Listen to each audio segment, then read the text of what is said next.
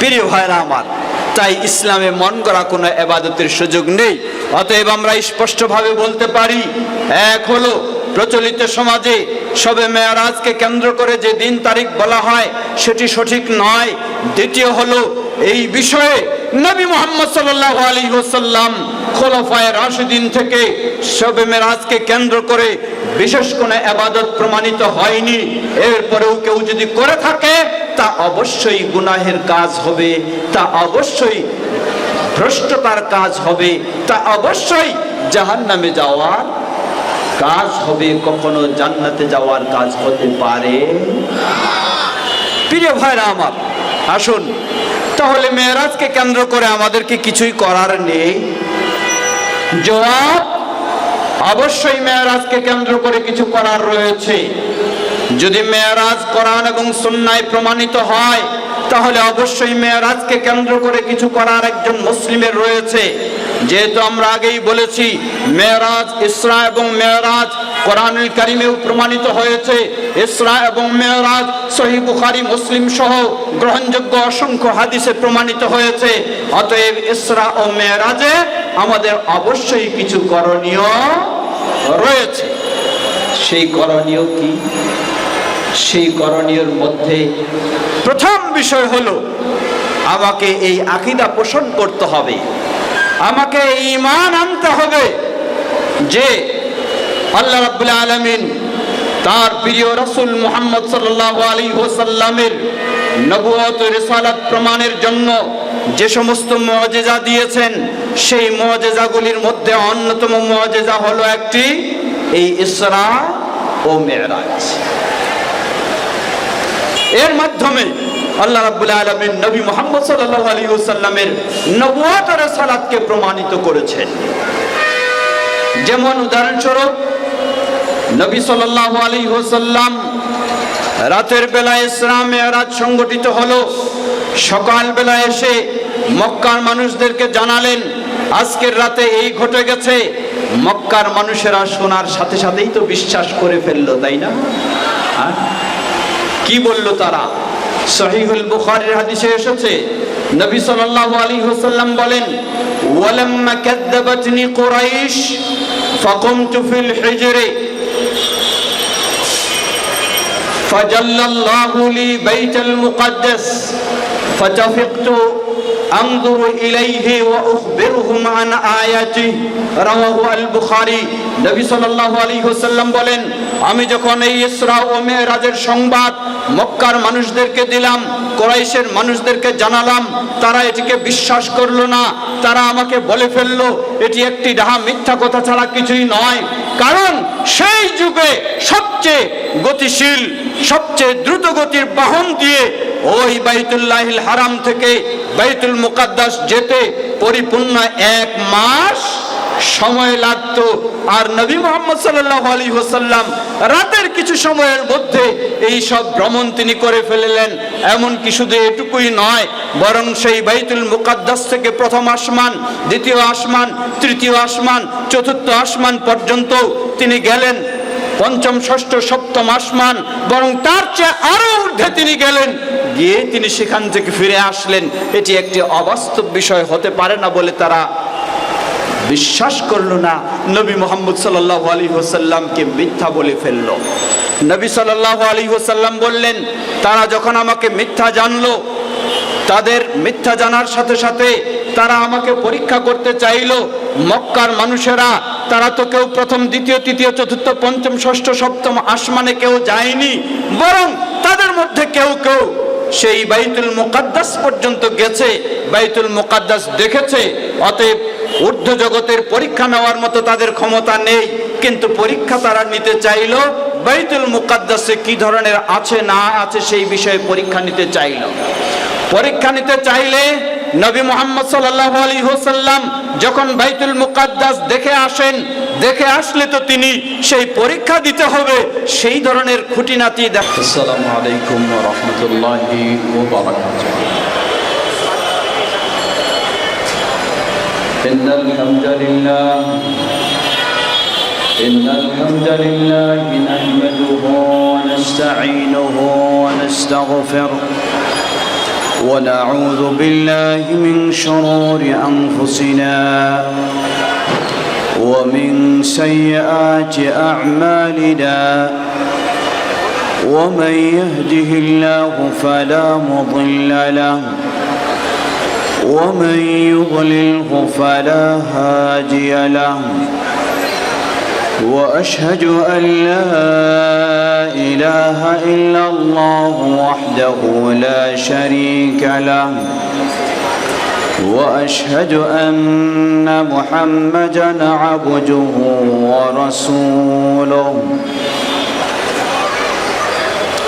يا أيها الذين آمنوا اتقوا الله حق تقاته ولا تموتن إلا وأنتم مسلمون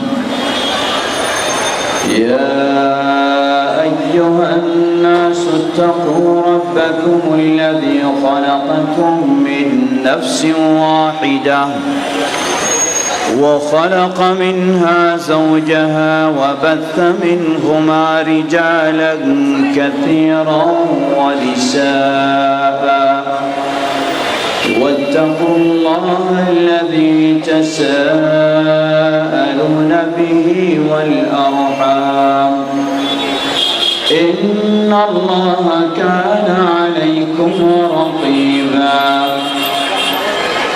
يا أيها الذين آمنوا اتقوا الله وقولوا قولا سديدا يصلح لكم أعمالكم ويغفر لكم ذنوبكم ومن يطع الله ورسوله فقد فاز فوزا عظيما أما بعد فإن خير الحديث كتاب الله وخير الهدي هدي محمد صلى الله عليه وسلم وشر الأمور محدثاتها وكل محدثة بدعة وكل بدعة ضلالة وكل ضلالة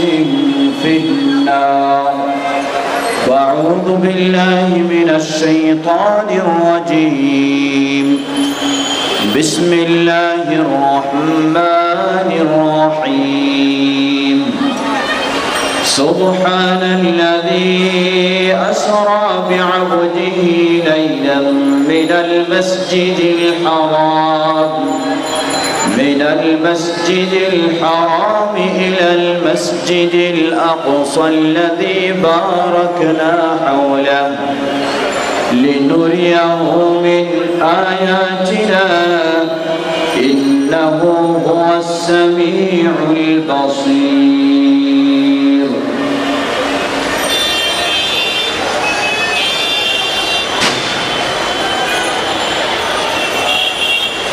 শরীটলা এলাকাবাসী কর্তৃক আয়োজিত আজকের এই বার্ষিক ওয়াজ মাহফিলের সম্মানিত সুযোগ্য সভাপতি বিশিষ্ট আলেম শেখ হাফেজ আব্দুল আজিজ, সম্মানিত প্রধান, সম্মানিত পৃষ্ঠপোষক জনাব আশরাফউদ্দিন সাহেব, আমন্ত্রিত উলামায়ে কেরাম, অতিথিবৃন্দ, সমবেত প্রাণপ্রিয় দিনী ভাই ও পর্দার আলেম বোনেরা, শুরুতে আবার প্রশংসা জ্ঞাপন করছি সেই আল্লাহ সুবহানাহু ওয়া তাআলা, যিনি আজকে এই সুন্দর একটি ওয়াজ মাহফিলের আয়োজন করার তৌফিক দিয়েছেন। যে আল্লাহ সুবহানাহু ওয়া তাআলা তৌফিক দিয়েছেন তার এই প্রশংসা জ্ঞাপনার্থে বলি আলহামদুলিল্লাহ। অতঃপর অসংখ্য সালাত ও সালাম পেশ করছি প্রিয় রাসূল মুহাম্মদ সাল্লাল্লাহু আলাইহি ওয়াসাল্লাম তার আসহাবে কেরাম, আহলে বাইত, শেষ দিবস পর্যন্ত তার প্রতিটি একনিষ্ঠ অনুসারীদের উপর। সালাতের পরেই কৃতজ্ঞতা জানাচ্ছি যারা অক্লান্ত পরিশ্রম করে, অর্থ দিয়ে, সময় দিয়ে, শ্রম দিয়ে এই সম্মেলনের, এই মাহফিলের আয়োজন করেছেন। আল্লাহ তাদের সকলকে জাযায়ে খায়র দান করুন। তাদের এই অবদানকে আল্লাহ রাব্বুল আলামিন কবুল করে নিন। সম্মানিত সমবেত দিনী ভাই সকল, কর্তৃপক্ষ আমাকে একটি বিষয় সামনে রেখে কিছু কথা বলার অনুরোধ জানিয়েছেন, যে বিষয় সম্পর্কে কিছুটা ইঙ্গিত সূচক সামান্য আলোচনা রেখেছেন। আমার আগে বিশিষ্ট আলেম শেখ শামসুল হক শিবলি হাফিজাহুল্লাহ আজকে বিভিন্ন মসজিদগুলিতে যদি আমরা লক্ষ্য করি, দেখা যায় সব মসজিদেই গুরুত্ব দিয়ে আলোচনা চলছে। আলোচনা কিসের? কিভাবে আপনি আজকের রাত জাগরণ করবেন, কিভাবে আজকের রাতে ইবাদত করবেন, কিভাবে আজকের রাতে গোসল করে সওয়াব অর্জন করবেন, কিভাবে আগামীকালকে সিয়াম পালন করবেন, ইত্যাদি বিষয় নিয়েই আলোচনা। অতি আফসোসের সাথে বলতে হয়, ইসলামে যেই বিষয়ের নির্দেশ এসেছে, স্পষ্ট কোরআন এবং সুন্নাহয় প্রমাণিত হয়েছে, সেই বিষয়গুলির গুরুত্ব আমাদের সমাজে কম। অপরপক্ষে যেই বিষয়ের কোনো নির্দেশ আসেনি, যার কোরআন এবং সুন্নাহয় স্পষ্ট দলিলের আলোকে কোনো পালন করার বিষয় নেই, সে বিষয়গুলি নিয়েই আমাদের সমাজে বেশি গুরুত্ব দেওয়া হয়। এর একটি গুরুত্বপূর্ণ কারণ হলো, মানুষের মাঝে ইসলামের ইবাদতের বিষয়ে যে একটি পরিষ্কার ধারণা থাকা দরকার, সেই পরিষ্কার ধারণা নেই। তা হলো, যে ইবাদতেই আমি করব, সেই ইবাদত অবশ্যই কোরআন এবং সহিহ হাদিসে প্রমাণিত হতে হবে। এই ধারণা যদি আজকে প্রতিটি মুসলিমের থাকতো, এই আকীদা বিশ্বাস যদি প্রতিটি মুসলিম লালন করত, তাহলে সমাজে এই সব ইবাদতের কোনো অস্তিত্ব পাওয়া যেত না। কিন্তু আফসোসের সাথে বলতে হয়, সেই আকীদা আজকে মানুষের নেই। বরং মানুষের আকীদা হলো কোরআন এবং সুন্নাহয় থাকবে কিনা পরের বিষয়। আগের বিষয় হলো আমার ইমাম সাহেব বা আমার বুজুর্গ বা আমার খতিব সাহেব কিছু বলেছেন কিনা।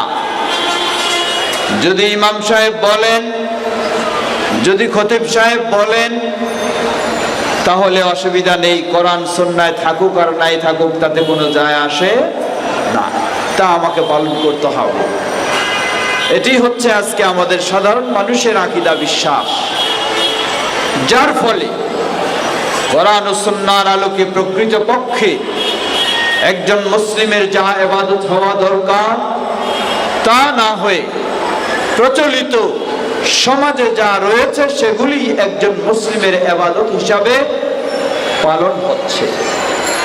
এই জন্য আহলুল হাদিসের সবচেয়ে বড় গুরুত্বপূর্ণ যে আকীদা, সবচেয়ে বড় গুরুত্বপূর্ণ যে বিষয়, তা হলো একজন মুসলিম সমাজে থাকলেই ইবাদত করবে এমনটি নয়, বাপ দাদার মাঝে পাওয়া গেলেই ইবাদত হবে এমনটি নয়, বুজুর্গানে দিন বললেই ইবাদত হবে তা নয়, বরং আল ইবাদাতু তাওকিফিয়াতুন, ইবাদত হলো তাওকিফিয়া, অর্থাৎ এই ইবাদতের পিছনে যদি কোরআন এবং সহিহ হাদিসের দলিল থাকে তাহলে সেই ইবাদত করা যাবে, আর যদি দলিল না থাকে তাহলে সেই ইবাদত করার কোনো সুযোগ নেই। এটি হচ্ছে আহলুল হাদিসদের আকীদা, আহলুল হাদিসদের এটি হচ্ছে বিশ্বাস। যার ফলে একজন আহলুল হাদিস ব্যক্তি যদিও তার মাঝে বহু দুর্বলতা রয়েছে, কিন্তু সে মানুষের কথায় যেমন তেমন ইবাদতে সহজে জড়িয়ে যায় না। এটি হলো আহলুল হাদিসদের একটি বড় বৈশিষ্ট্য। বরং এটি শুধু আহলুল হাদিসদের নয়, প্রতিটি মুসলিমেরই এই বৈশিষ্ট্য হওয়া উচিত। ইমাম আবু হানিফা রাহিমাহুল্লাহর শিক্ষা হলো তাই, ইমাম মালিকের শিক্ষা তাই, ইমাম শাফি, ইমাম আহমদ বিন হাম্বল রাহিমাহুল্লাহ তাদের সকলেরই শিক্ষা ছিল এমনই। আজকে তাদের প্রকৃত শিক্ষাকে আমরা হারিয়ে ফেলে অন্ধের মতো যা তারা বলেননি সেগুলি তাদের প্রতি সম্পৃক্ত করে আমরা সেগুলি পালন করে চলছি। যেমন ইমাম আবু হানিফা রাহিমাহুল্লাহ আল্লাহর বিষয়ে যে আকীদা পোষণ করেন, আজকে সমাজে হানাফি ভাইদের মাঝে সেই আকীদা নেই, বরং বাতিল আকীদা, যেই আকীদাকে ইমাম আবু হানিফা রাহিমাহুল্লাহ কুফরি আকীদা বলেছেন, সেই আকীদাই আজকে ইমাম আবু হানিফার মাযহাবের প্রতি সম্পৃক্ত করে মাযহাবের অনুসারীরা তা পালন করে আসছেন। এটি অত্যন্ত দুঃখজনক বিষয়। প্রিয় ভাইরা আমার, আজকে এই মেরাজের শিক্ষা যদি আমরা চিন্তা করি তাহলে মেরাজের শিক্ষাও ইমাম আবু হানিফা রাহিমাহুল্লাহর আল্লাহর বিষয়ে যে প্রকৃত আকীদা সেই আকীদারই শিক্ষা দিয়ে যায়। সময় খুব দীর্ঘ নয়, নির্দিষ্ট সময়ের মধ্যে আলোচনা শেষ করার চেষ্টা করব। কর্তৃপক্ষকে ধন্যবাদ জানাই। আমি বলেছিলাম যে আগামী কালকে আমাকে জুমা পড়তে হবে সেই ব্রাহ্মণবাড়িয়ায়, যার ফলে ফজরের পরেই আমাকে রওনা দিতে হবে।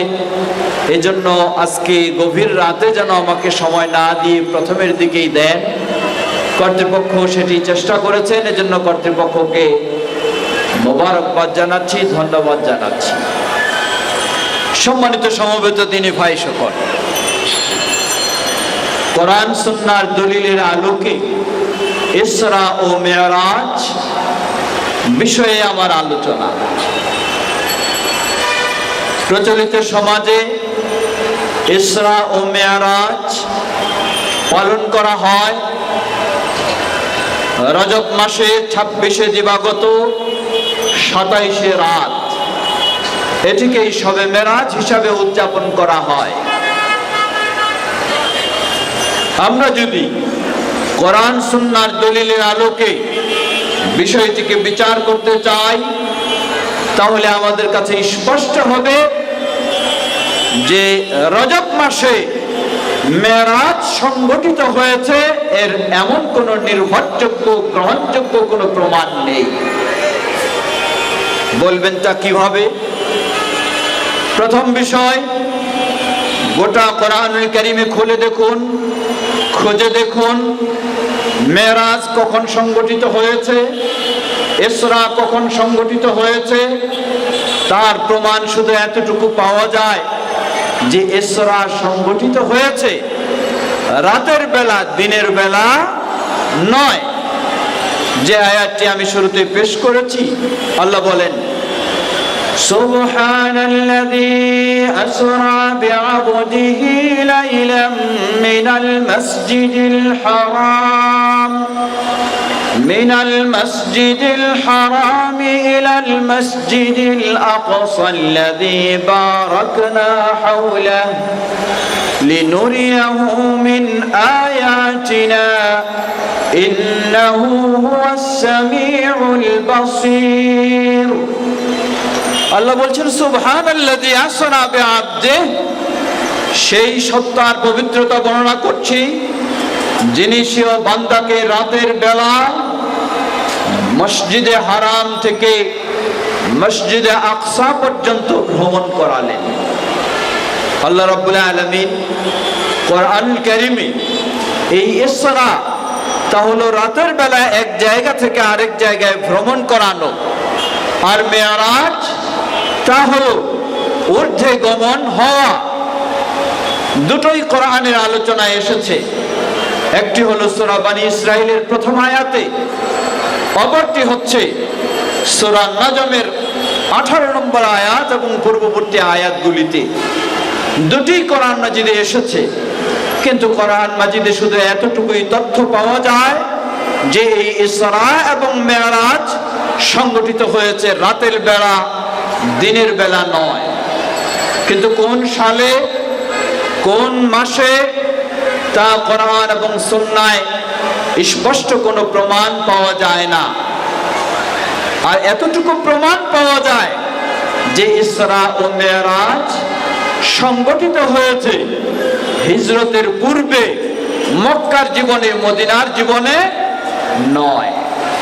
ঠিক একইভাবে যদি আমরা হাদিসে লক্ষ্য করি, সেই হাদিসেও একইভাবে প্রমাণ পাওয়া যায় ইসরা ও মেরাজ সংগঠিত হয়েছে রাতের বেলা, ইসরা ও মেরাজ সংগঠিত হয়েছে রাতের বেলা, দিনের বেলা নয়।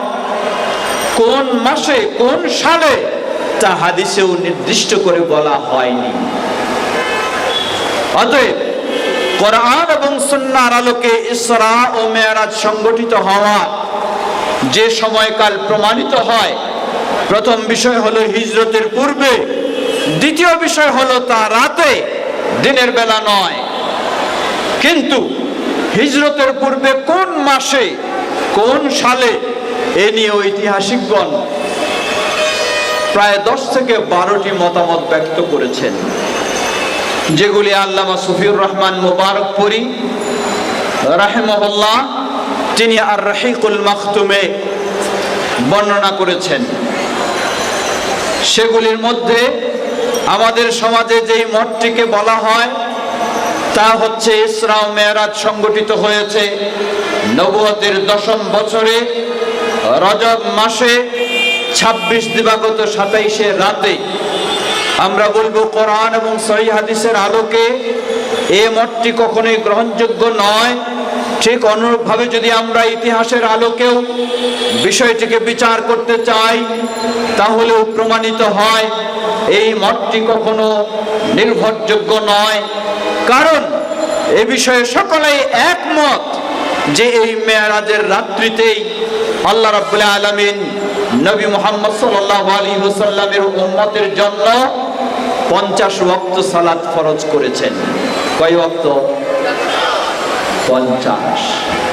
কিন্তু আল্লাহ রাব্বুল আলামিন মানুষের প্রতি সদয় হয়ে নবী মুহাম্মদ সাল্লাল্লাহু আলাইহি ওয়াসাল্লামের বারংবার আবেদনের ভিত্তিতে সেই 50-এর শূন্যটাকে মাইনাস করে শুধুমাত্র রেখেছেন কত? 5।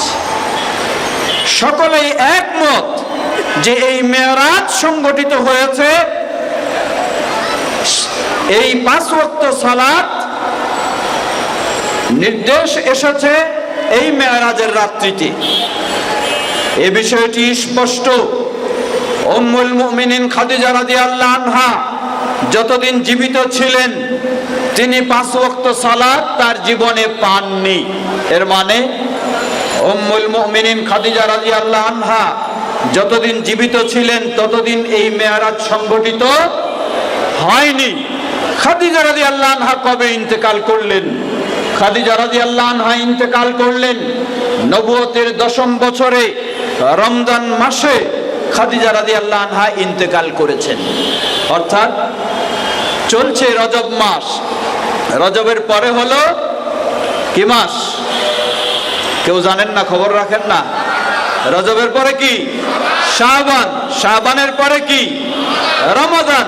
তাহলে সেই রমাদান মাসে উম্মুল মুমিনিন খাদিজা রাদিয়াল্লাহু আনহা ইন্তেকাল করলেন, অথচ তিনি তার জীবনে 5 ওয়াক্ত সালাত পেলেন না। তাহলে কিভাবে সেই রমাদান মাসের আগেই, শাবানের আগেই এই রজব মাসেই মেরাজ সংগঠিত হয়েছে বলা হয়? সুতরাং ঐতিহাসিক দৃষ্টিকোণ থেকে যুক্তির আলোকেও বিষয়টিকে বিচার করলে প্রমাণিত হয় এই মত কখনো গ্রহণযোগ্য নয়। দ্বিতীয় বিষয়, কথা প্রসঙ্গেও যদি বলা হয়, হ্যাঁ মেনে নিলাম তর্কের খাতিরে এই রজব মাসেই মেরাজ সংগঠিত হয়েছে, জেনে নিন মেরাজ রজব মাসে সংগঠিত হলেও এই মেরাজকে কেন্দ্র করে যেই রাত্রিতে এই মেরাজ সংগঠিত হয়েছে সেই রাত্রিতে আপনি কোনো ইবাদত করবেন, সেই রাত্রিতে জাগবেন, সেই রাত্রিতে সালাত আদায় করবেন, বা সেই রাত্রিতে তাসবিহ তাহলিল বা আরো বিশেষ কোনো ইবাদত করবেন, বা পরের দিনে বিশেষ কোনো সিয়াম পালন করবেন, তা অবশ্যই নবী মুহাম্মদ সাল্লাল্লাহু আলাইহি ওয়াসাল্লাম খোলাফায়ে রাশিদিন থেকে প্রমাণিত হতে হবে। যদি না হয় তাহলে 1400 বছর আগেই নবী মুহাম্মদ সাল্লাল্লাহু আলাইহি ওয়াসাল্লাম স্পষ্টভাবে এই ঘোষণা দিয়েছেন, মান আমিলা আমালান লাইসা আলাইহি আমরুনা ফাহুয়া রাদ। যে ব্যক্তি ইসলামের এমন কোন আমল করবে, এমন কোন ইবাদত করবে যে ইবাদতের ক্ষেত্রে আমাদের কোন নিয়ম নীতি নির্দেশনা নেই, ফাহুয়া রাদ্দুন আই মারদুদুন গায়রু মাকবুলিন, তা কখনো আল্লাহর কাছে কবুল হবে না, তা প্রত্যাখ্যানযোগ্য, কখনো গ্রহণযোগ্য হবে না। এর অর্থ কি? গ্রহণযোগ্য হবে না বুঝলাম, এর মানে সওয়াব পাওয়া যাবে না এতটুকুই তো নাকি? হ্যাঁ না, এক হলো সওয়াব পাওয়া যাবে না, দ্বিতীয় হলো ইসলামে যে ইবাদত নাই সেই ইবাদত যদি করতে চান তাহলে ইবাদতের নাম কি হবে? বেদাত। বেদাত করলে তো সওয়াবই পাওয়া যায়। হ্যাঁ, বেদাতের পরিণতি তো জান্নাতেই নাকি? দুঃখের বিষয়, আলেমেরা, তথাকথিত আলেমগণ কিভাবে মানুষকে বেদাতের পথে জড়িয়ে দিয়েছেন লক্ষ্য করুন। তারা বেদাতকে বিভক্ত করলেন, একটি হলো বেদাতে হাসানা, আরেকটি হলো বেদাতে সাইয়্যা। সুতরাং শবে মেরাজকে কেন্দ্র করে যদি কোনো ইবাদত করেন অসুবিধা নাই, এটি হয়ে যাবে কি? বেদাতে হাসানা, অসুবিধা তো নাই।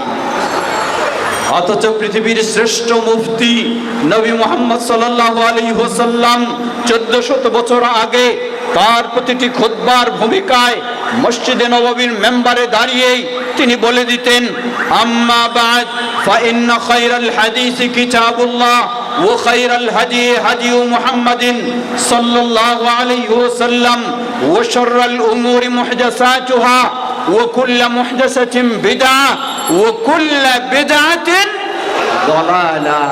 নবী মুহাম্মদ সাল্লাল্লাহু আলাইহি ওয়াসাল্লাম 1400 বছর আগেই বিষয়টিকে স্পষ্ট করে দিয়েছেন, কোন বেদাত কখনো বৈধ হতে পারে না, কোন বেদাত কখনো হেদায়েতের কাজ হতে পারে না। বেদাত মানেই হলো তা গুমরাহি পথভ্রষ্টতার কাজ। অন্য বর্ণনায় এসেছে ওয়া কুল্লু দালালাতিন ফিন্নার, আর এই বেদাত মানুষকে নিয়ে যায় পথভ্রষ্টতায়, আর এই পথভ্রষ্টতা মানুষকে নিয়ে যায় জাহান্নামে। সুতরাং একথা বলার কোনো সুযোগ নেই যে এই ইবাদতটি আমার গ্রহণযোগ্য হবে না, তাতে হয়তো সওয়াব পাবো না, আর তো বেশি অসুবিধা নেই। জেনে নিশ্চিতভাবে ইসলামের কোন ইবাদত করলে হয় সেই ইবাদতের মাধ্যমে আপনি সওয়াব লাভ করবেন এবং জান্নাতে যাবেন, নয় সেই ইবাদতের মাধ্যমে আপনি গুনাহগার হবেন এবং জাহান্নামে যাবেন। এর ভিন্ন কোনো পথ নেই। প্রিয় ভাইরা আমার, তাই ইসলামে মন করা কোনো ইবাদতের সুযোগ নেই। অতএব আমরা স্পষ্টভাবে বলতে পারি, এক হলো প্রচলিত সমাজে শবে মেরাজকে কেন্দ্র করে যে দিন তারিখ বলা হয় সেটি সঠিক নয়। দ্বিতীয় হলো এই বিষয়ে নবী মুহাম্মদ সাল্লাল্লাহু আলাইহি ওয়াসাল্লাম খোলাফায়ে রাশিদিন থেকে শবে মেরাজকে কেন্দ্র করে বিশেষ কোনো ইবাদত প্রমাণিত হয়নি। এরপরেও কেউ যদি করে থাকে তা অবশ্যই গুনাহের কাজ হবে, তা অবশ্যই ভ্রষ্টতার কাজ হবে, তা অবশ্যই জাহান্নামে যাওয়ার কাজ হবে, কখনো জান্নাতে যাওয়ার কাজ হতে পারে। প্রিয় ভাইরা আমার, আসুন তাহলে মেরাজকে কেন্দ্র করে আমাদের কি কিছুই করার নেই? জবাব, অবশ্যই মেরাজকে কেন্দ্র করে কিছু করার রয়েছে। যদি মেরাজ কোরআন এবং সুন্নায় প্রমাণিত হয় তাহলে অবশ্যই মেরাজকে কেন্দ্র করে কিছু করার একজন মুসলিমের রয়েছে। যেহেতু আমরা আগেই বলেছি মেরাজ, ইসরা এবং মেরাজ কোরআনুল কারীমেও প্রমাণিত হয়েছে। ইসরা এবং মেরাজ সহিহ বুখারী, মুসলিম সহ গ্রহণযোগ্য অসংখ্য হাদিসে প্রমাণিত হয়েছে।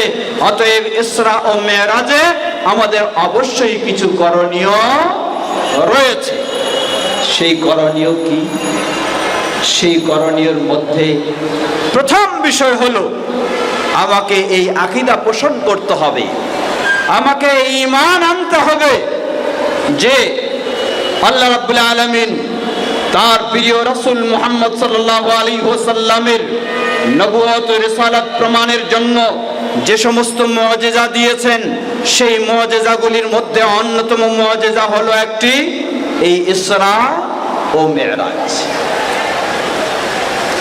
এর মাধ্যমে আল্লাহ রাব্বুল আলামিন নবী মুহাম্মদ সাল্লাল্লাহু আলাইহি ওয়াসাল্লামের নবুয়ত ও রিসালাতকে প্রমাণিত করেছেন। যেমন উদাহরণস্বরূপ নবী সাল্লাল্লাহু আলাইহি ওয়াসাল্লাম রাতের বেলা ইসরা মেরাজ সংগঠিত হলো। সকাল বেলা এসে মক্কার মানুষদেরকে জানালেন আজকের রাতে এই ঘটে গেছে। মক্কার মানুষেরা শোনার সাথে সাথেই তো বিশ্বাস করে ফেললো, তাই না? কি বলল তারা? সহিহুল বুখারীর হাদিসে এসেছে নবী সাল্লাল্লাহু আলাইহি ওয়াসাল্লাম বলেন, ওয়ালাম্মা কাযাবাতনি কুরাইশ ফাকুমতু ফিল হিজরি ফাজাল্লাল্লাহু লি বাইতুল মুকদ্দাস ফাতাফিকতু আনজুরু ইলাইহি ওয়া উখবিরুহুম আন আয়াতিহি রাওয়াহু আল বুখারী। নবী সাল্লাল্লাহু আলাইহি ওয়াসাল্লাম বলেন, আমি যখন এই ইসরা ও মেরাজের সংবাদ মক্কার মানুষদেরকে দিলাম, কুরাইশের মানুষদেরকে জানালাম, তারা এটিকে বিশ্বাস করলো না। তারা আমাকে বলে ফেললো এটি একটি ডাহা মিথ্যা কথা ছাড়া কিছুই নয়। কারণ সেই যুগে সবচেয়ে গতিশীল, সবচেয়ে দ্রুত গতির বাহন দিয়ে ওই বাইতুল্লাহিল হারাম থেকে বাইতুল মুকদ্দাস যেতে পরিপূর্ণ 1 মাস সময় লাগতো। আর নবী মুহাম্মদ সাল্লাল্লাহু আলাইহি ওয়াসাল্লাম রাতের কিছু সময়ের মধ্যে এই সব ভ্রমণ তিনি করে ফেললেন। এমনকি শুধু এটুকুই নয়, বরং সেই বাইতুল মুকদ্দাস থেকে প্রথম আসমান, দ্বিতীয় আসমান, তৃতীয় আসমান, চতুর্থ আসমান পর্যন্ত তিনি গেলেন। পঞ্চম, ষষ্ঠ, সপ্তম আসমান, বরং তার চেয়ে আরো ঊর্ধ্বে তিনি গেলেন, গিয়ে তিনি সেখান থেকে ফিরে আসলেন। এটি একটি অবাস্তব বিষয় হতে পারে না বলে তারা বিশ্বাস করলো না। নবী মুহাম্মদ সাল্লাল্লাহু আলাইহি ওয়াসাল্লামকে মিথ্যা বলে ফেললো। নবী সাল্লাল্লাহু আলাইহি ওয়াসাল্লাম বললেন, তারা যখন আমাকে মিথ্যা জানলো, তাদের মিথ্যা জানার সাথে সাথে তারা আমাকে পরীক্ষা করতে চাইলো। মক্কার মানুষেরা তারা তো কেউ প্রথম, দ্বিতীয়, তৃতীয়, চতুর্থ, পঞ্চম, ষষ্ঠ, সপ্তম আসমানে কেউ যায়নি, বরং তাদের মধ্যে কেউ কেউ সেই বাইতুল মুকদ্দাস পর্যন্ত গেছে, বাইতুল মুকদ্দাস দেখেছে। অতএব ঊর্ধ্ব জগতের পরীক্ষা নেওয়ার মতো তাদের ক্ষমতা নেই, কিন্তু পরীক্ষা তারা নিতে চাইলো বাইতুল মুকদ্দাসে কি ধরনের আছে না আছে সেই বিষয়ে পরীক্ষা নিতে চাইলো। পরীক্ষা নিতে চাইলে নবী মুহাম্মদ সাল্লাল্লাহু আলাইহি ওয়াসাল্লাম যখন বাইতুল মুকদ্দাস দেখে আসেন, দেখে আসলে তো তিনি সেই পরীক্ষা দিতে হবে, সেই ধরনের খুঁটিনাটি দায়ী হবে। তবে নবী মুহাম্মদ সাল্লাল্লাহু আলাইহি ওয়াসাল্লামের এই বিশ্বাস এবং আস্থা রয়েছে আল্লাহর প্রতি, যেই আল্লাহ নবী মুহাম্মদ সাল্লাল্লাহু আলাইহি ওয়াসাল্লামকে এই ইসরা ও মেরাজ সংগঠিত করালেন, সেই আল্লাহ অবশ্যই এই পরীক্ষায়ও বিজয় দান করবেন ইনশাআল্লাহ। নবী সাল্লাল্লাহু আলাইহি ওয়াসাল্লাম সেই সাহস নিয়েই তিনি বললেন, লাম্মা কাযাবাতনি কুরাইশ, কুরাইশের মানুষেরা যখন আমাকে মিথ্যা জানলো, আমার পরীক্ষা নিতে চাইলো, আসলে আমি সেই বাইতুল মুকাদ্দাসে গেছি কিনা সেটি জানার জন্য পরীক্ষা নিতে চাইলো, আমি তখন তাদের পরীক্ষা দেওয়ার জন্য সেই হিজর তথা যেটাকে হাতিম বলা হয়, অর্থাৎ কাবার অর্ধ ওয়াল যেদিকে রয়েছে সেই জায়গায় ভিতরে গিয়ে আমি প্রবেশ করলাম। যখনই আমি সেখানে গিয়ে দাঁড়ালাম, ফাজাল্লাল্লাহু লি বাইতুল মুকাদ্দাস, এই উন্নত প্রযুক্তির যুগে যেমনই ভাবে স্যাটেলাইটের মাধ্যমে এখানে বসে সেই আমেরিকায় কি হচ্ছে তা আপনি দেখছেন, আবার এই প্রোগ্রামটাও এমনই ভাবে স্যাটেলাইটে অনলাইনে প্রকাশ হচ্ছে, সেখানেও বসে তারা দেখছে। এতই উন্নত প্রযুক্তির যুগে আমরা পৌঁছে গেছি, অথচ 1400 বছর পূর্বে নবী মুহাম্মদ সাল্লাল্লাহু আলাইহি ওয়াসাল্লাম যখন সেই হিজরের মধ্যে হাতিমের মধ্যে দাঁড়ালেন, তিনি বলছেন দাঁড়ানোর সাথে সাথে ফাজাল্লাল্লাহু লি বাইতুল মুকাদ্দাস, আল্লাহ রাব্বুল আলামিন আমার চোখের সামনে বাইতুল মুকাদ্দাসকে তুলে ধরলেন, আমি স্বচক্ষে বাইতুল মুকাদ্দাস দেখছি আর তাদের সকল প্রশ্নের আমি জবাব দিচ্ছি। বলেন সুবহানাল্লাহ।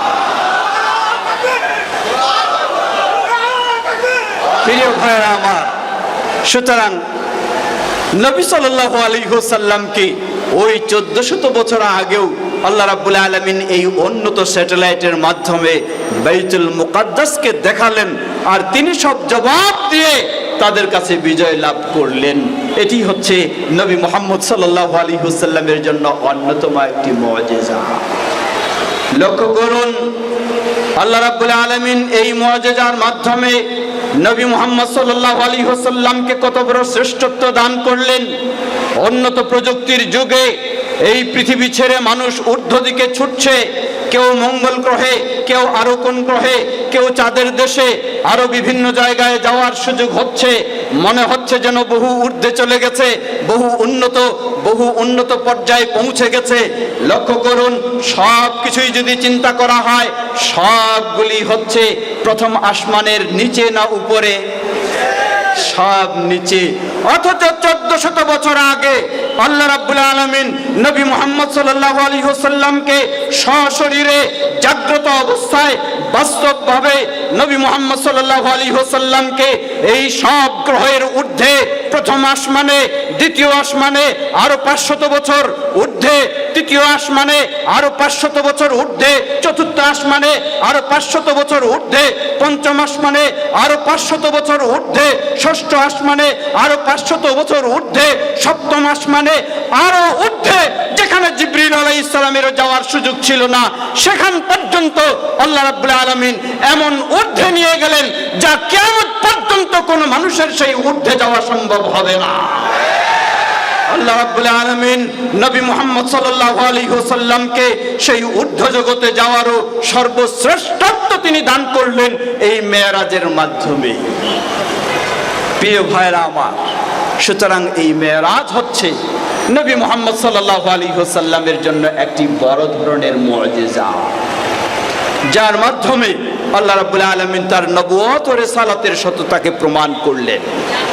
অতএব একজন মুমিন মুসলিম অবশ্যই তাকে বিশ্বাস করতে হবে যে নবী সাল্লাল্লাহু আলাইহি ওয়াসাল্লাম বাস্তবে জাগ্রত অবস্থায় সশরীরে তার এই ইসরা ও মেরাজ সংগঠিত হয়েছে।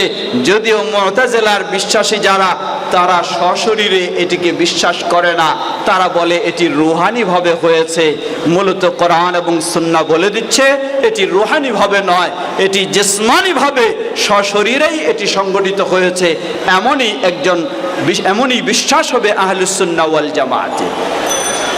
সম্মানিত সমবেত দিনী ভাই সকল, ঠিক একইভাবে আসুন, প্রথম হলো ঈমান আনা, দ্বিতীয় হলো এই মেরাজ থেকে আমাদের শিক্ষণীয় বিষয় কি। মেরাজ থেকে আকীদার বহু বিষয় আমাদের শিক্ষণীয় রয়েছে। আজকে লক্ষ্য করুন, এই রাত্রিতে মসজিদে মসজিদে এই মেরাজের আলোচনা হয়, অথচ যেই মানুষেরা, যে আলেমেরা এই মেরাজের আলোচনা করে, তারাই আবার বিশ্বাস করেন আল্লাহ রাব্বুল আলামিন স্বসত্তায় সর্বত্র বিরাজমান। সেই বিশ্বাসেই আবার তারা করেন। আশ্চর্যের বিষয়, মানুষ যখন কোরআন এবং হাদিস থেকে দলিল গ্রহণ করে তার আকীদা নিতে চাইবে না, তখন কোরআন এবং হাদিস তার সামনে থাকলেও সে অন্ধের মতো তা থেকে কোনো শিক্ষা নিতে পারবে না। যখন এই তার বিশ্বাস হবে যে আমাকে কোরআন এবং সুন্নাহ থেকে দলিল নিতে হবে, বুজুর্গ কি বলেছেন, মুফতি কি বলেছেন, ইমাম কি বলেছেন, গাউস কুতুব কি বলেছেন, সেটি আমার আকীদা নয়। আমার আকীদা হলো কোরআন এবং সুন্নাহ কি বলে। এটি যখন কোনো মুসলিমের বিশ্বাস হবে, তখন এই তার পক্ষে সম্ভব হবে কোরআন এবং সুন্নাহ থেকে সঠিক আকীদা গ্রহণ করা, যেটি হচ্ছে আহলুল হাদিসদের নীতি ও আদর্শ। বলুন আলহামদুলিল্লাহ। লক্ষ্য করুন, ইমাম হানাফি মাযহাবের একজন প্রসিদ্ধ ইমাম, ইমাম ইবনে আবিল ইজ আল হানাফি রাহিমাহুল্লাহ, ইমাম ইবনে আবিল ইজ আল হানাফি রাহিমাহুল্লাহ তিনি বলেন, ওয়াফি হাদিসিল মি'রাজ সুবুতু সিফাতিল উলুয়্যি লিল্লাহি আযজা ওয়া জাল্লা লিমান তাদাব্বারা। যে ব্যক্তি মেরাজের হাদিসগুলি নিয়ে একটু চিন্তা করবে, মেরাজের বিষয়গুলি নিয়ে একটু ভাববে, তাহলে ওই ব্যক্তির কাছে স্পষ্ট হয়ে যায় যে আল্লাহ সুবহানাহু ওয়া তাআলা সসত্তায় সর্বত্র বিরাজমান নন, আল্লাহ রয়েছেন আরশের উপরে। বলুন সুবহানাল্লাহ। ইমাম ইবনে আবিল ইজ আল হানাফি, হানাফি মাযহাবের প্রসিদ্ধ ইমাম, তিনি বলেন যে ব্যক্তি এই মেরাজের হাদিসগুলি নিয়ে একটু ভাববে, তার কাছে স্পষ্ট হয়ে যায় যে আল্লাহ রাব্বুল আলামিন সসত্তায় সর্বত্র বিরাজমান নন, তিনি রয়েছেন কোথায়? সপ্ত আসমানের ঊর্ধ্বে আরশের উপরে। বলুন সুবহানাল্লাহ। কারণ নবী মুহাম্মদ সাল্লাল্লাহু আলাইহি ওয়াসাল্লাম তিনি পৃথিবীর বুকে সবচেয়ে শ্রেষ্ঠ জায়গা হলো বাইতুল্লাহিল হারাম। সেই বাইতুল্লাহিল হারামেও আল্লাহর অতি নিকটে পৌঁছার সুযোগ পাননি। বাইতুল মুকাদ্দাসে চলে গেলেন, সেখানেও আল্লাহর অতি নিকটে যাওয়ার সুযোগ পাননি। ঊর্ধ্ব আকাশে চললেন প্রথম আসমানে, সেখানেও আল্লাহর অতি নিকটে যাওয়ার সুযোগ হয়নি। দ্বিতীয় আসমানেও নয়, তৃতীয় আসমানেও নয়, চতুর্থেও নয়, পঞ্চমেও নয়, ষষ্ঠেও নয়, সপ্তমেও নয়। সপ্তমের আরো ঊর্ধ্বে যখন গেলেন, তখন নবী মুহাম্মদ সাল্লাল্লাহু আলাইহি ওয়াসাল্লাম আল্লাহর খুব কাছে যাওয়ার সুযোগ লাভ করলেন। বলুন সুবহানাল্লাহ। এজন্য ইমাম ইবনে আবিল ইজ আল হানাফি রাহিমাহুল্লাহ বলেন, এই মেরাজের বিষয়গুলি নিয়ে যে একটু ভাববে, তার কাছে স্পষ্ট হবে যে আল্লাহ রাব্বুল আলামিন সসত্তায় সর্বত্র বিরাজমান নন, তিনি রয়েছেন আরশের উপরে, যা তিনি নিজেই ঘোষণা দিয়েছেন, আর রহমানু আলাল আরশি ইসতাওয়া। দয়াময় রহমান তিনি আরশের উপরে সমুন্নত। বলুন সুবহানাল্লাহ। প্রিয় ভাইরা আমার, যে আকীদাটি স্পষ্ট একটি আকীদার বিষয়, যা ইমাম আবু হানিফা রাহিমাহুল্লাহ 1300 বছর পূর্বেই যারা আজকে আল্লাহ সুবহানাহু ওয়া তাআলা সসত্তায় সর্বত্র বিরাজমান এই আকীদা পোষণ করে, ইমাম আবু হানিফা রাহিমাহুল্লাহ 1300 বছর পূর্বেই তাদেরকে কুফরি আকীদায় তারা বিশ্বাসী বলে ঘোষণা দিয়েছেন। কারণ ইমাম আবু হানিফা রাহিমাহুল্লাহ এই আয়াত দিয়ে দলিল দিচ্ছেন। তিনি বলছেন, স্বয়ং আল্লাহ যেখানে বলেছেন আর রহমানু আলাল আরশি ইসতাওয়া, দয়াময় রহমান তিনি আরশের উপরে রয়েছেন, সেখানে আল্লাহ রাব্বুল আলামিন সর্বত্র বিরাজমান অথবা কোথায় রয়েছেন তা জানি না, এই ধরনের কোনো বিশ্বাস করার সুযোগ নেই।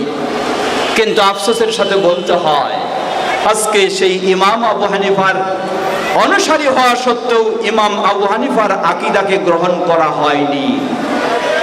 এজন্য একটু আপনাদের সুখবর জানাতে চাই, আমার পিএইচডির যে গবেষণা, সেই গবেষণাটি হচ্ছে ইলমুত তাওহীদে ইমাম আবু হানিফা রাহিমাহুল্লাহর অবদান। আমাকে একজন ইউনিভার্সিটির টিচার তিনি প্রশ্ন করে বসলেন, তিনি বললেন, তিনি জানেন আমি আহলে হাদিস মানুষ, তিনি বললেন যে আপনি ইমাম আবু হানিফা রাহিমাহুল্লাহর বিষয়ে কেন থিসিস করবেন, কেন গবেষণা করবেন? কারণ তিনি বলতে চান যে আমরা তো ইমাম আবু হানিফাকে মানি না, তাহলে আমি কেন ইমাম আবু হানিফা রাহিমাহুল্লাহর বিষয়ে করব? এটাই হলো তার যুক্তি। আমি বললাম, দেখুন, বাস্তবে আফসোসের সাথে বলতে হয় আপনারা ইমাম আবু হানিফা রাহিমাহুল্লাহর অনুসরণ করেন ঠিকই, কিন্তু ইমাম আবু হানিফা রাহিমাহুল্লাহর আল্লাহর বিষয়ে যে সঠিক আকীদা রয়েছে সেই আকীদাকে আপনারা মানেন না, যার কারণে আহলুল হাদিস হও ইমাম আবু হানিফা রাহিমাহুল্লাহর বিষয়ে আমাকে গবেষণা করতে হচ্ছে। সেই গবেষণায় আমি বিষয়টিকে তুলে ধরেছি কোরআন এবং সুন্নাহর আলোকে, এবং ইমাম আবু হানিফা রাহিমাহুল্লাহ থেকে প্রমাণিত তিনি আল্লাহর ব্যাপারে সেই সঠিক আকীদাই পোষণ করেন, যেই আকীদা কোরআন এবং সুন্নাহয় প্রমাণিত হয়েছে তা হলো আল্লাহ রাব্বুল আলামিন সসত্তায় সর্বত্র বিরাজমান নন, তিনি রয়েছেন আরশের উপরে। ঠিক তেমনি ভাবে আল্লাহ রাব্বুল আলামিন কখনো নিরাকার নন, রয়েছে আল্লাহ সুবহানাহু ওয়া তাআলার সুস্পষ্ট গুণাবলী। বলেন সুবহানাল্লাহ।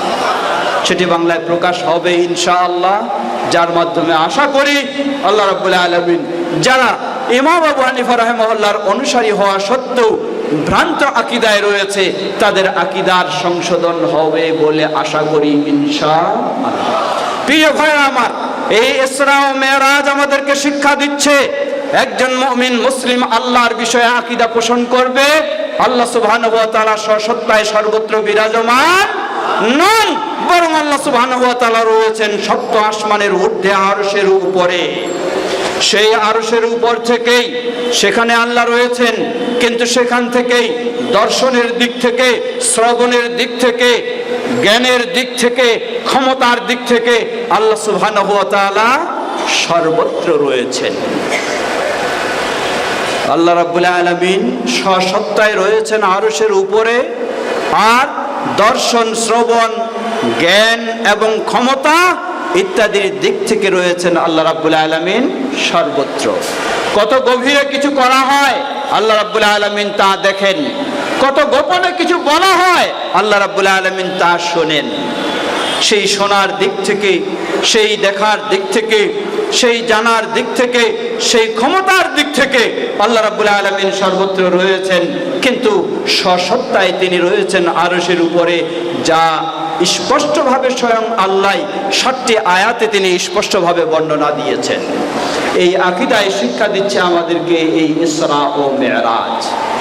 সম্মানিত সমবেত দিনী ভাই ও বোনেরা, এই ইসরা ও মেরাজ আমাদেরকে শিক্ষা দেয় একটি বড় গুরুত্বপূর্ণ বিষয়, তা হলো আল্লাহ রাব্বুল আলামিন নবী মুহাম্মদ সাল্লাল্লাহু আলাইহি ওয়াসাল্লামকে এই ইসরা ও মেরাজের রাতেই 50 ওয়াক্ত সালাত দিয়েছেন। 50 ওয়াক্ত সালাত কখন দিয়েছেন বলুন? কখন? এই ইসরা ও মেরাজের রাতে। আফসোস করে বলতে হয়, একজন মানুষ ইমাম সাহেবকে, খতিব সাহেবকে বারে বারে জিজ্ঞাসা করে কখন সেই শবে মেরাজ, শবে মেরাজে সে রাত জাগবে, শবে মেরাজে সে ইবাদত করবে, শবে মেরাজে সে বিশেষ সালাত আদায় করবে, অথচ এই মেরাজের রাতেই 5 ওয়াক্ত সালাত ফরজ হয়েছে।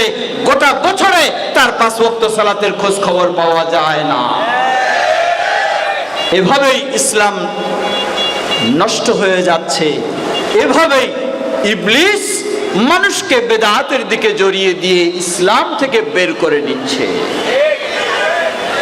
ইবলিস একজন মানুষকে বুঝতে 5 ওয়াক্ত সালাত তুমি আদায় করতে পারো না পারো অসুবিধা নেই, কিন্তু শবে মেরাজের সালাত যেন তোমার না ছুটে যায়। অথচ এই মেরাজের শিক্ষা হলো দিন রাত 24 ঘন্টায় একজন মুসলিমকে 5 ওয়াক্ত সালাত আদায় করতে হবে। শুধু সালাত আদায় নয়, যে কথাটি স্পষ্ট করে বলতে চাই, এই মেরাজে 5 ওয়াক্ত সালাত এসেছে ইমাম আবু হানিফা রাহিমাহুল্লাহর মাধ্যমে, তাই না? তাহলে ইমাম মালিকের মাধ্যমে, ইমাম শাফির মাধ্যমে, ইমাম আহমদ বিন হাম্বলের মাধ্যমে, ইমাম বুখারীর মাধ্যমে, ইমাম মুসলিমের মাধ্যমে, কারো মাধ্যমে নয়। এই মেরাজের রাতেই 5 ওয়াক্ত সালাত এসেছে সর্বশ্রেষ্ঠ ইমাম, যিনি ইমামে আজম, সেই নবী মুহাম্মদ সাল্লাল্লাহু আলাইহি ওয়াসাল্লাম তার মাধ্যমেই এই মেরাজের রাত্রিতে এই 5 ওয়াক্ত সালাত এসেছে। অতএব একজন মুসলিমকে একদিকে যেমন তাকে 5 ওয়াক্ত সালাত আদায় করতে হবে, অপরদিকে তাকে মনে করতে হবে যেহেতু এই 5 ওয়াক্ত সালাত ইমাম আবু হানিফার মাধ্যমে আসেনি, কোন গাউস কুতুবের মাধ্যমে আসেনি, কোন পীর ফকিরের মাধ্যমে আসেনি, কোন মুর্শিদের মাধ্যমে আসেনি, কোন কুতুবের মাধ্যমে আসেনি।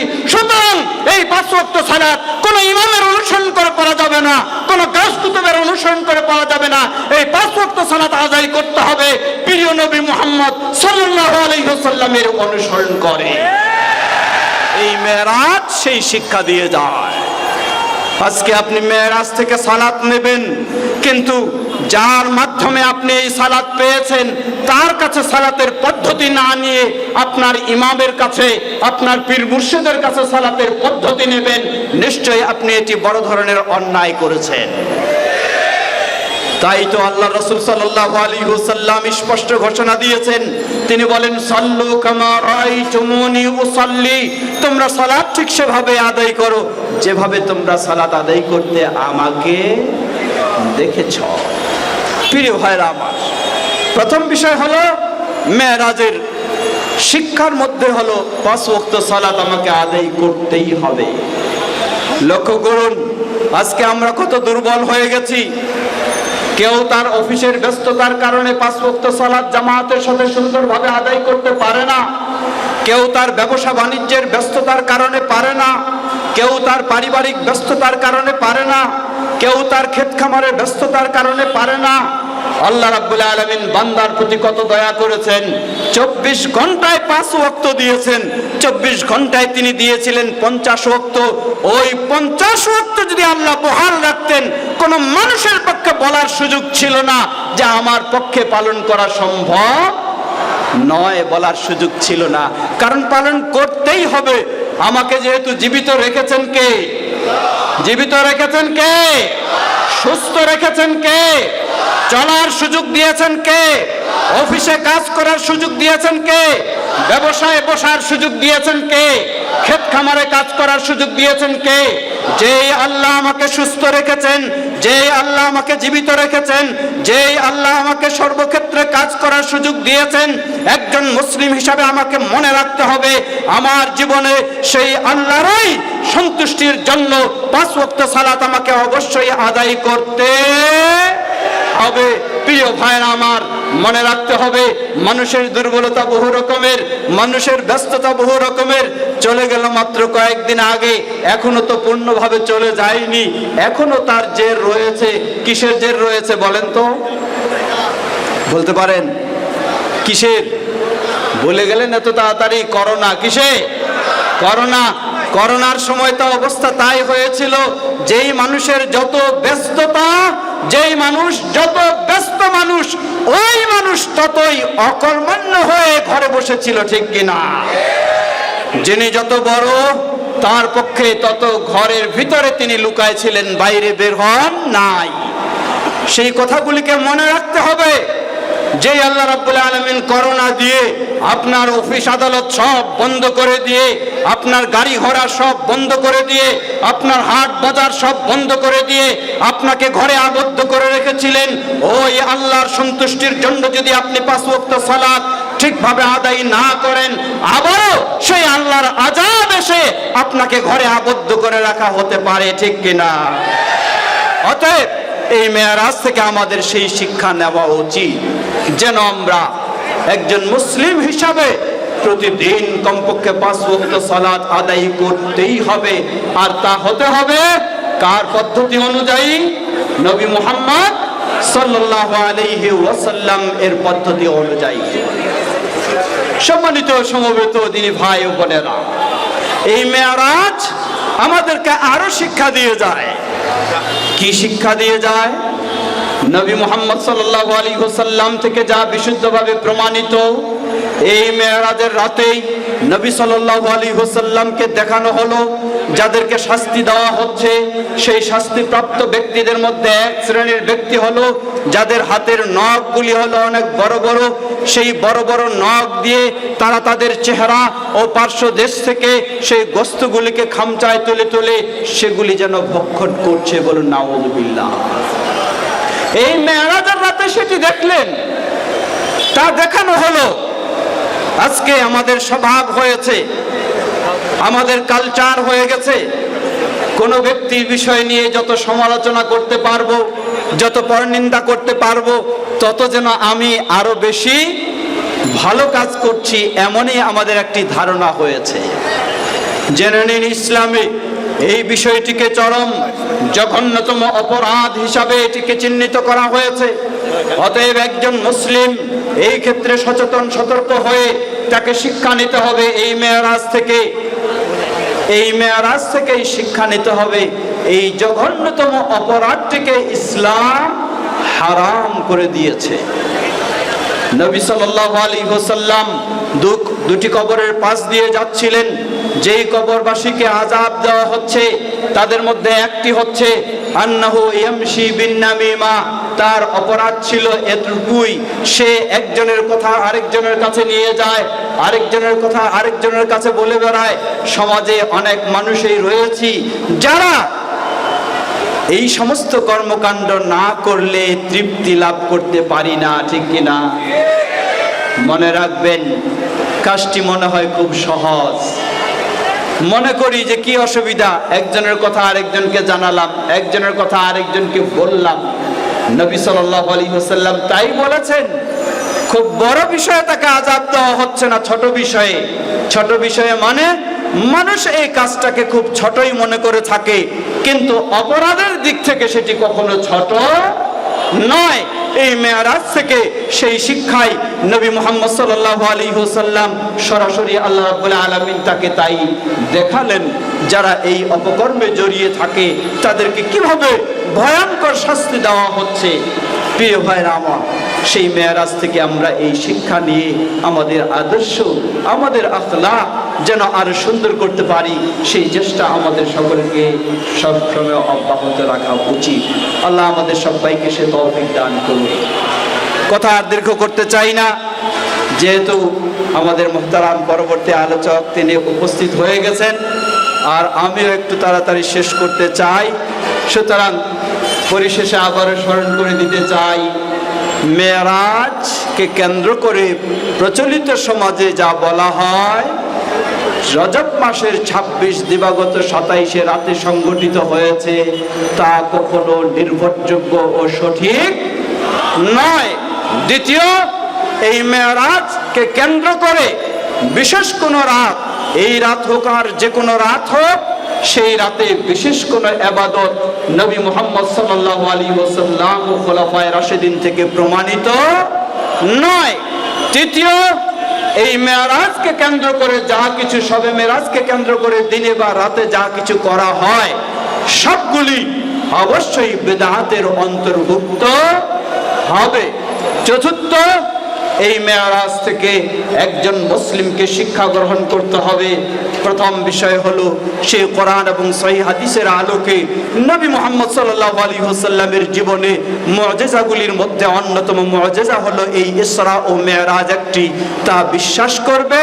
দ্বিতীয় হলো এ থেকে শিক্ষা যেগুলি গ্রহণের রয়েছে তার মধ্যে অন্যতম হলো সে এই আকীদা পোষণ করবে যে আল্লাহ সুবহানাহু ওয়া তাআলা সত্তায় সর্বত্র বিরাজমান নন, বরং তিনি রয়েছেন সেই আরশের উপরে। তৃতীয় বিষয়, এই মেরাজ থেকে শিক্ষা নিয়ে একজন মুসলিম তার জীবনে প্রতিদিন 5 ওয়াক্ত সালাত নবী মুহাম্মদ সাল্লাল্লাহু আলাইহি ওয়াসাল্লামের সুন্নাহ অনুযায়ী, তার পদ্ধতি অনুযায়ী সে আদায় করবে। চতুর্থ বিষয় হলো এই মেরাজ থেকে আরো শিক্ষা গ্রহণ করে নিজের জীবনকে, নিজের আকীদাকে, নিজের আদর্শকে নিজের আরো সুন্দর করার চেষ্টা করবে। আমরা যেন এভাবেই এই মেরাজ থেকে শিক্ষা গ্রহণ করে নিজেদের ঈমান আদর্শকে আরো সুন্দর করতে পারি। আল্লাহ আমাদের সবাইকে সে তৌফিক দান করুন। পরিশেষে আবার সকলকে স্মরণ করে দিতে চাই যে কথাটি আমরা সবসময় বলি, বর্তমান উন্নত প্রযুক্তির যুগ, মিডিয়ার যুগ, অনলাইনের যুগ। আজকের এই সুন্দর আলোচনাগুলি শরীরতলা স্কুল মাঠের মধ্যেই সীমাবদ্ধ থাকছে, তাই না? গোটা বিশ্বে ছড়িয়ে যাচ্ছে, যার ফলে একদিন পরিস্থিতি পরিবেশ এমনই ছিল কোরআন ও সহিহ হাদিসের সঠিক আলোচনাগুলিকে আহলুল হাদিসদের মধ্যেই শুধু সীমাবদ্ধ রাখা হতো, বাইরে এটিকে প্রচারের সুযোগ দেওয়া হতো না। কিন্তু আজকে এই উন্নত প্রযুক্তির যুগে আর সেই সীমাবদ্ধতা নেই। প্রচার করতে চাইলেও না চাইলেও সেটি দ্রুত যেন সর্বত্র ছড়িয়ে যায়, যার ফলে মানুষের পক্ষে সম্ভব হচ্ছে কোরআন ও সহিহ হাদিসের আলোকে ইসলামকে জানা ও মানা, সেই পথে মানুষের এই অগ্রসর হওয়া সম্ভব হচ্ছে। বলুন আলহামদুলিল্লাহ। মনে রাখবেন, যেমনই ভাবে সম্ভব হচ্ছে ঠিক তেমনি ভাবে যাদের যেই পীর সাহেবের মুরিদের সংখ্যা দিনে দিনে কমে যাচ্ছে, ওই পীর সাহেবের জন্য তো খুবই আনন্দের বিষয়, তাই না? হ্যাঁ, যেই মুফতি সাহেবের ভক্তরা দিনে দিনে হারিয়ে যাচ্ছে, ওই মুফতি সাহেবের জন্যই তো খুব আনন্দের বিষয়, নাকি? তা কখনো নয়। তাই অনলাইনে বক্তব্য শোনার মাধ্যমে আপনি পীর সাহেবের সাথে সম্পর্ক ছিন্ন করলে ওই পীর সাহেবের অবস্থা খুব ভালো নয়, তার বিদ্বেষ, তার হিংসা আরো বেড়ে যায়। যার ফলে অনলাইনে লক্ষ্য করুন, আহলুল হাদিসদের বিরুদ্ধে, এই সহিহ আকীদার বিরুদ্ধে কত রকমের একেবারে বিদ্বেষমূলক নোংরা কথা পর্যন্ত বলা হচ্ছে, গালিগালাজ করা হচ্ছে, ঠিক না? শুধু এটুকুই নয়, সেভাবেই তারা প্রতিজ্ঞা গ্রহণ করছেন। তাদের কোনো মসজিদে গিয়ে কেউ যদি আওয়াজের সাথে আমিন বলে, তাকে মেনে নেওয়া তো দূরের কথা, বরং তাকে মসজিদে প্রবেশ করতেই বাধা দেওয়া হচ্ছে। কোন ব্যক্তিকে যদি দেখা যায় তাদের মসজিদে গিয়ে রাফউল ইয়াদাইন, রুকুর আগে পরে দুই হাত উত্তোলন করছে, তাকে দ্বিতীয়বার হয়তো সেই মসজিদে প্রবেশের সুযোগ দেওয়া হচ্ছে না। এমনই প্রেক্ষাপটে আমাদের স্মরণ করা উচিত, আমরা যদি ইচ্ছা মতো চলতে চাই, ইচ্ছা মতো ভিন্নভাবে চলতে চাই, তাহলে নিশ্চয়ই বিষয়টি আমাদের জন্য পর্যায়ক্রমে জটিল হয়ে যাবে। অতএব সকল আহলুল হাদিসদেরকে যেভাবেই হোক আমাদেরকে ঐক্যবদ্ধ হয়ে আমাদের এই কাজকে আরো শক্তিশালী করতেই হবে, এটি হচ্ছে আজকের দাবি। সুতরাং পরস্পরের ভুল বোঝাবুঝি সবকিছু দূর করে আমাদেরকে পরস্পরের প্রতি আন্তরিক হয়ে ঐক্যবদ্ধ হয়ে আমাদের এই কাজকে সামনের দিকে এগিয়ে নেওয়ার সবাইকে চেষ্টা করতে হবে। সেই আহ্বান রেখে আমি আমার বক্তব্য এখানেই শেষ করছি। পরিশেষে আবারও মোবারকবাদ জানাচ্ছি যারা আজকে এই বার্ষিক ওয়াজ মাহফিলের আয়োজন করেছেন, এর পিছনে শ্রম দিয়েছেন, অর্থ দিয়েছেন, এর পিছনে অবদান রেখেছেন। আল্লাহ সকলকে জাযায়ে খায়ের দান করুন এবং বেশি বেশি যেন এই ধরনের অবদান রাখতে পারি, আল্লাহ আমাদের সবাইকে সে তৌফিক দান করুন। ওয়া আখির দাওয়ানা আলহামদুলিল্লাহি রাব্বিল আলামিন ওয়া সাল্লাল্লাহু তাআলা আলা নাবিয়িনা মুহাম্মদ ওয়া আলা আলিহি ওয়া সাহবিহি আজমাইন। সুবহানাকা আল্লাহুম্মা ওয়া বিহামদিকা আশহাদু আল লা ইলাহা ইল্লা আনতা আস্তাগফিরুকা ওয়া আতুবু ইলাইক। ওয়াসসালামু আলাইকুম ওয়া রাহমাতুল্লাহি ওয়া বারাকাতুহু।